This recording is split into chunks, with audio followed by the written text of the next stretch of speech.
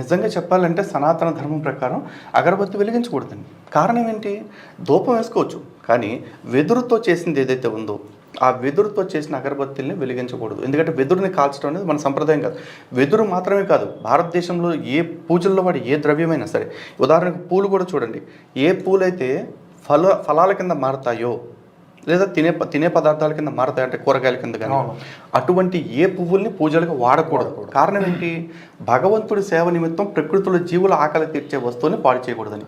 అలాగే పూర్వం ఇళ్ళన్నీ కూడా వెదురుతో నిర్మించుకునేవాళ్ళు, కాబట్టి వెదురుని కాల్చకూడదు అనే ఒక సంప్రదాయం మనకు ఉంది. ఆ వెదురుతోటి అస్త్రాలు తయారు చేసుకునేవాళ్ళు, విల్లంబులు కానీ ఇట్లాంటివి. కాబట్టి అటువంటి వెదురుని గౌరవించాలి, పూజించాలని చెప్తారు. అలాంటి వెదురుని కాల్చే ఈ అగరబత్తుల సంస్కృతి ఎవరు తెచ్చారు అంటే, మనకి అగరబత్తి అనే సంస్కృతి అరబ్ దేశాల నుంచి వచ్చింది.